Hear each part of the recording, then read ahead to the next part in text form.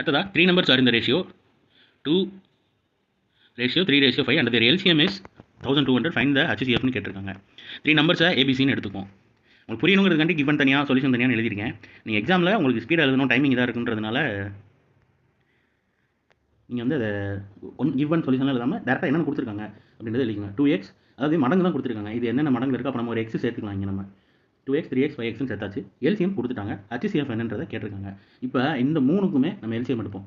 2x 3x 5x இருக்குன்னா X common எடுக்கலாமா? So X common எடுத்தா 2 3 5 வந்துடும். அடுத்து 2க்கு 3க்கு 5க்கு போட்டாச்சுன்னா எல்சிஎம் என்ன வரும்? உங்களுக்கு எல்சிஎம் இங்கே ஒரு ஷார்ட்கட்னா உங்களுக்கு ரொம்ப கன்ஃபியூசிங்காக இல்லாமல் இருக்கணும்னா எங்கேயாவது மல்டிபிள்ஸ் ஆஃப் 5 மல்டிபிள்ஸ் ஆஃப் 10 இருக்குன்னா அதை ஃபஸ்ட்டு போட்டுருங்க. ஸோ 5 2 10 3 × x 3xன்றப்போ 30xன்ற மாதிரி உங்களுக்கு அடுத்து சால்வ் பண்ண டைம் மிச்சமாகும். இப்போ இதையும் போட்டோம்னா 3 2 6 6 5 30 அப்படின்றது இது 10ஓட மல்டிபிள்ஸில் இருக்கிறப்போ உங்களுக்கு சீக்கிரம் புரியுற மாதிரி இருக்கும். ஸோ எல்சிஎம் என்ன கிடச்சிருக்கு? 30xன்றது கிடச்சிருக்கு நமக்கு. இது இந்த கொடுத்துருக்கிற ரேஷியோ வச்சு. ஸோ எல்சிஎம் 30xன்றப்போ ஆல்ரெடி நமக்கு இங்கே எல்சிஎம் கொடுத்துருக்காங்க. எல்சிஎம் 1200 கொடுத்துருக்காங்க.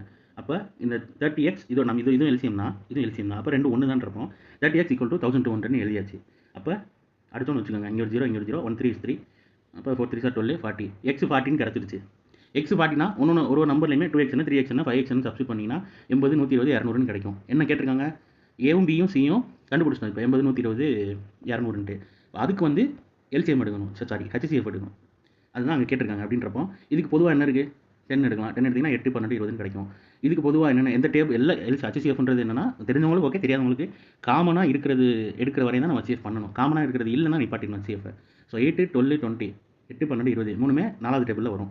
அப்படின்றப்போ அதுக்கடுத்து 2 3 5 இருக்குது. இது மூணுமே காமனாக எந்த டேபிளையும் வராது. ஸோ HCF இதோட ஸ்டாப் பண்ணிக்கலாம் நம்ம. அப்போ HCF என்னன்னு போட்டோம்னா 4 × 10 40. Option D.